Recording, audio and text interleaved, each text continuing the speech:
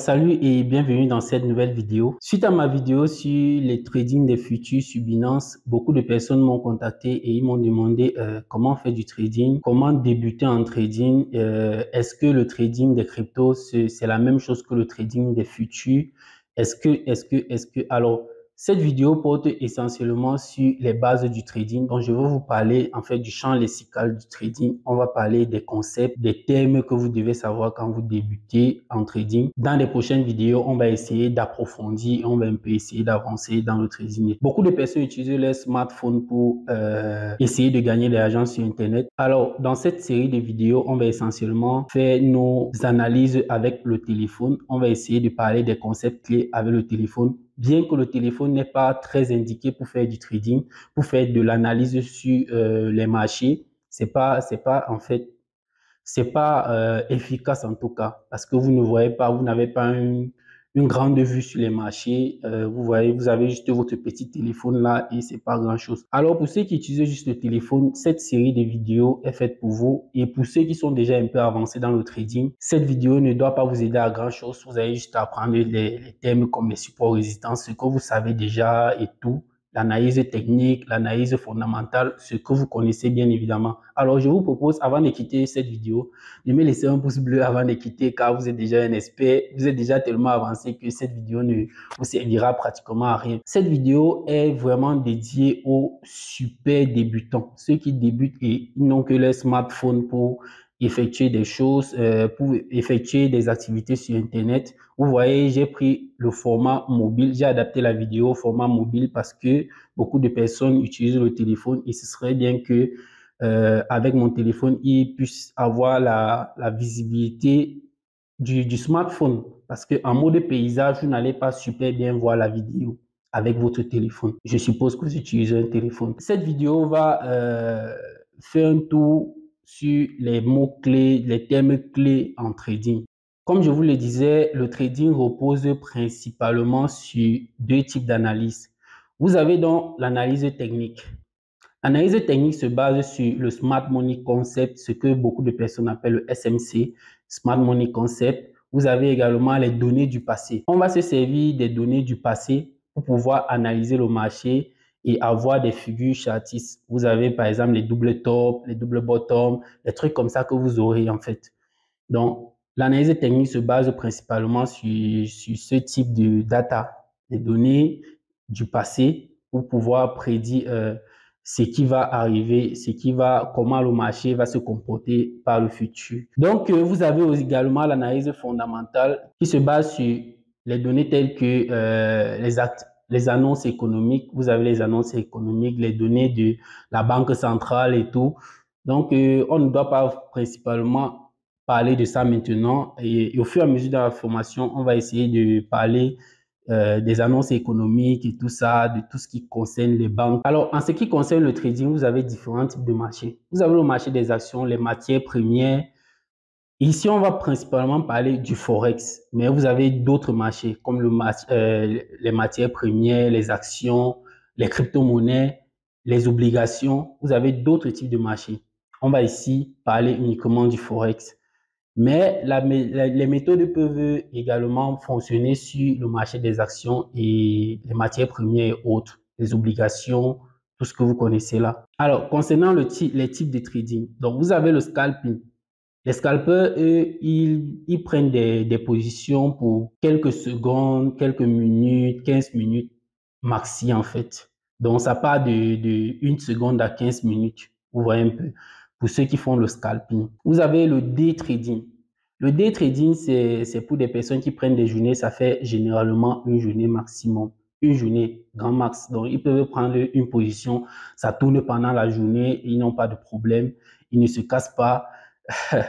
Ils ont le cœur net, mais ceux qui ont plus de problèmes, ce sont les scalpers. Là, vous allez prendre une position, c'est une histoire d'une minute, 15 secondes, 2 minutes, 5 minutes. Vous voyez. Vous avez donc ceux qui durent sur le marché. Donc, vous avez les potentiels investisseurs, ceux-là qui font du swing trading. Ils peuvent prendre une position, ça fait 1, 2, 3 jours, une semaine, un mois, ils prennent des positions pendant longtemps. Donc, ils peuvent laisser une position tourner même pendant 2 mois. Ils n'ont pas de problème. Alors, c'est à vous de voir comment est-ce que vous allez faire pour vous positionner sur ces marchés. Mais pour les débutants, il est très déconseillé de faire du scalping. C'est mieux encore du day trading parce que vous aurez la possibilité de bien observer les choses et puis votre cœur ne doit pas battre à fond. En ce qui concerne le trading, vous savez, le cœur peut battre par moment. Ton cœur bat, tu ne sais pas. Quand tu ouvres une position, surtout quand tu es déjà passé en réel. Mais ça ne vous concerne pas parce que je suppose que vous n'allez pas aller en réel avant au moins une année parce qu'il faut vous former. Le trading demande du temps, ça demande beaucoup de temps. Il faut accorder du temps. En même temps, vous n'allez pas passer toute une journée sur le graphe, non. Vous allez en fait, on va en reparler au niveau des heures, des horaires de trading. En tout cas, restez scotché et en tout cas, laissez-moi d'abord un pouce bleu avant de continuer la vidéo. Dans le trading, vous avez ce qu'on appelle les spreads. Je vais un peu vous montrer ce qu'on appelle le spread. Le spread, c'est la commission que votre broker prend. Le broker, c'est encore un nouveau mot. C'est celui qui va vous servir d'intermédiaire avec le marché. C'est lui qui va passer vos ordres sur le marché directement. Donc, vous êtes là, le marché est de l'autre côté. Et puis, au milieu, vous avez le broker. Donc, il est nécessaire de choisir un très bon broker. Le broker va encore faire partie, je ne sais pas, d'une prochaine vidéo parce que il est important de bien choisir votre broker pour ne pas avoir des surprises. En tout cas, comme je vous le disais, le spread, c'est tout simplement la commission du broker. Lorsque vous ouvrez une position, lorsque vous entrez en position, vous êtes automatiquement en négatif. Vous voyez? Ça, c'est dû au spread. Bref, je vais vous expliquer ce que c'est le spread dans de prochaines vidéos, mais vous devez déjà savoir que le spread, c'est la commission du broker. Et aussi, vous avez le thème qu'on appelle le pips. Le pips, c'est tout simplement l'unité de mesure lorsqu'on parle de trading. On parle de pips. Donc, en fait, les différents niveaux, ce sont les pips. Donc, le pips, c'est généralement compter 3 chiffres après la virgule. Certains disent 3, certains disent 4. Mais bon, vous devez savoir que je pense, c'est 3 chiffres après la virgule. Vous allez compter. C'est ça le spread. Je vais vous montrer encore peut-être ces différents trucs en pratique dans la prochaine vidéo pour que vous puissiez bien comprendre ce que c'est les spreads et tout ça, les commissions du broker, la commission du broker, les pips. Je vais vous apprendre tout ça lorsqu'on va parler du broker aussi. Vous devez connaître ce qu'on appelle les structures du marché. Les structures du marché, principalement, c'est lorsque vous déterminez si nous sommes en tendance haussière ou en tendance baissière. C'est quoi les tendances haussières et baissières? C'est lorsque le marché est en train de faire des hauts, lorsqu'il est en train de monter plutôt, on dit qu'il est en tendance haussière. Et lorsque le marché est en train de descendre, on dit qu'il est en tendance baissière. Donc, je vous montre rapidement ça sur TradingView. Donc, laissez-moi lancer TradingView et je vous montre ce qu'on appelle, je vais prendre la paire AUD CHF. Je vais ouvrir le graphique. Là, nous sommes sur le graphique. Donc, ça, c'est le dollar australien contre le franc suisse. Vous voyez là, je suis sur le graphe. Vous voyez ici. Là, nous sommes en tendance baissière. Vous voyez? Vous voyez, nous sommes en tendance baissière directement. Je vous montre bien ça. Laissez-moi vous faire ça avec une représentation fléchée. Là, vous voyez, on descend et puis on monte, on descend. Vous voyez, ça fait des hauts, ça fait des bas, ça fait des hauts, ça fait des bas. Là, nous sommes en tendance baissière. Vous voyez clairement que nous sommes en tendance baissière.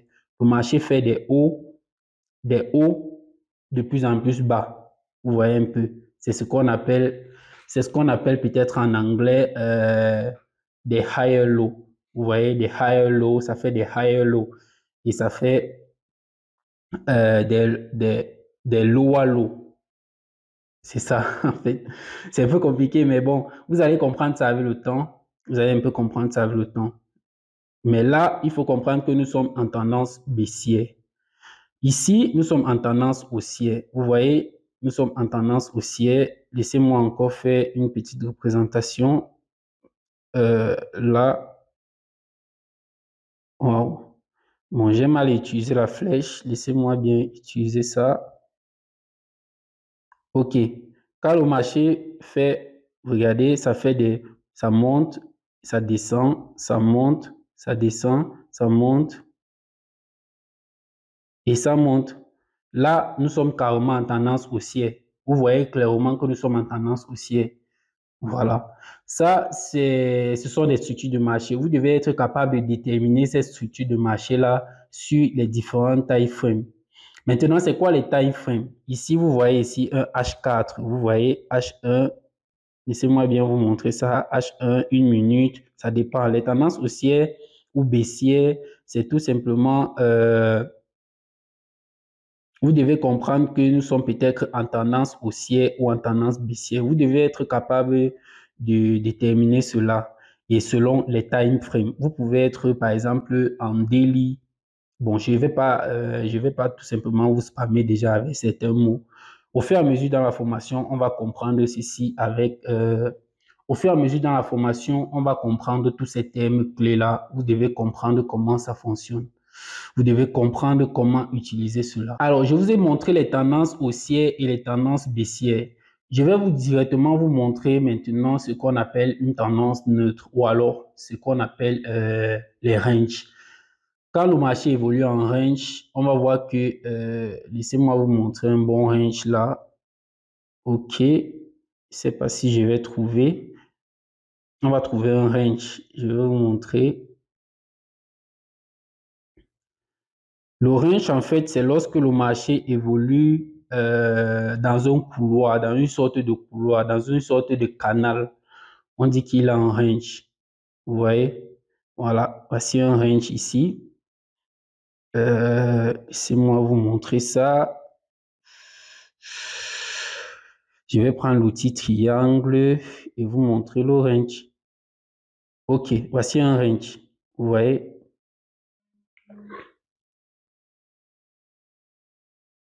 Voilà.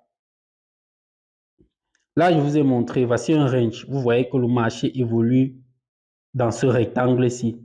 On dit que le marché est en train de faire un range. Vous voyez un peu? Voilà. Vous devez comprendre ces différentes notions. Ce sont des tendances haussières, baissières, range ou alors les tendances neutres. Le marché aussi, ça aussi dans un canal. Vous devez comprendre tous ces termes-là. Alors, il y a ce qu'on appelle les notions de résistance et de support. Les résistances et les supports, c'est très simple. Voici par exemple un support que je vais vous montrer. Voici un support, vous voyez là. Vous voyez qu'à chaque fois que le marché arrive là, ça tape, ça rebondit, ça tape, ça rebondit. Vous voyez, ça rebondit. Une fois que ça arrive sur mon petit outil rectangle ici, ça rebondit, ça rebondit. On appelle ça un support. Mais maintenant, quand c'est plutôt l'inverse, quand il est plutôt en haut, on dit que c'est une résistance. Lorsqu'on arrive là, on tape et puis on redescend. On arrive, on tape et puis on redescend. C'est tout simplement simple. Dès que vous arrivez à repérer les, les, les, les supports et les résistances, c'est important, c'est très important pour la suite de la formation sur ce trading-ci. Donc, vous devez aussi comprendre ce qu'on appelle les trend lines. Les trend lines, c'est ce qu'on appelle ou alors en français, les lignes de tendance. C'est quoi une ligne de tendance? C'est un support ou alors une résistance qui est oblique. Vous voyez? Laissez-moi vous montrer ça. Là, nous sommes carrément en tendance baissière. Voici ce qu'on appelle une trend line. Laissez-moi tracer ça. OK. Ça doit toucher le maximum de points possible. Là, vous voyez une trend line. Ça, c'est une trend line.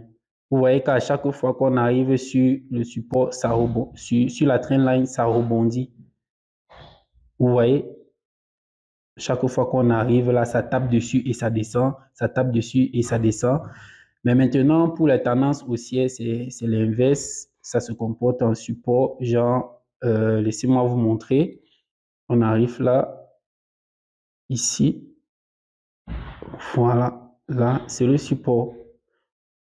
Là, c'est la trend line. Vous voyez, lorsqu'on arrive dessus, ça tape, ça rebondit, ça tape, ça rebondit.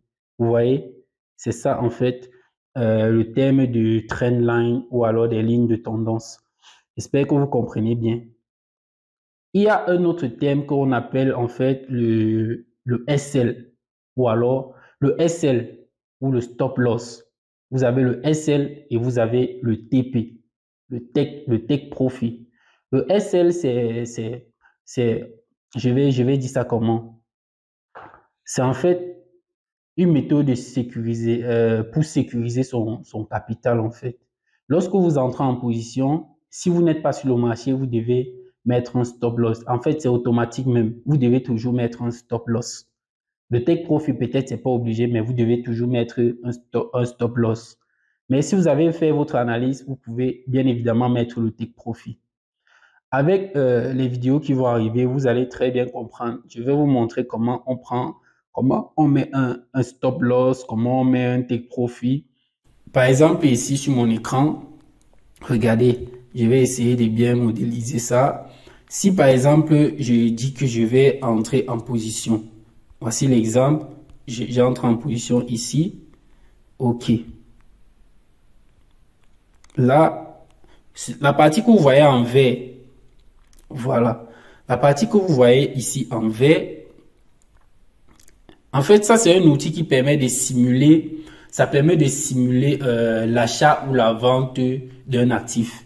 Ici, je suis clairement en train de vendre. Vous voyez, mon stop loss ici en haut, cette ligne-ci, en fait, laissez-moi vous indiquer ça, cette ligne ici. Donc, la ligne rouge qui est ici, c'est tout simplement mon stop loss. Et la ligne qui est ici, je vais vous montrer la ligne qui est ici, en bas, ici, à ce niveau. Voilà, c'est tout simplement mon take profit, ici en bas. Ça, c'est le TP. En haut là, ici, ça, c'est le SL. Ça, c'est le TP. Ici, au milieu, ici, c'est mon entrée en position. Ici. Ici. Là, je suis entré en position ici. Si le marché monte et que ça touche mon SL, je serai tout simplement sorti du marché. Par contre, s'il n'avait pas mis le SL et que j'avais peut-être risqué 5 $ sur le trade, s'il n'est pas mis le SL, le marché peut me faire perdre 10, 20, 30, voire même tout mon capital. Or, si j'avais mis le SL, j'allais uniquement perdre les 5 $ dont j'avais décidé.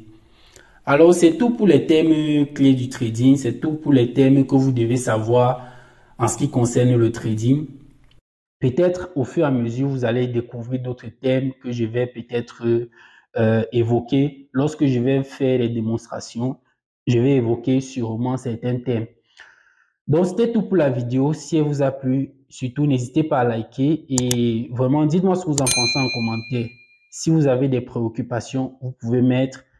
Ça fera tout simplement l'objet de certaines vidéos si je trouve le sujet assez pertinent et que je ne peux pas juste répondre avec un commentaire. Je vais faire une vidéo là-dessus. Donc, laissez-moi un pouce bleu et ceux qui ne sont pas abonnés, abonnez-vous à la chaîne. On se dit à la prochaine pour une nouvelle vidéo. Ciao.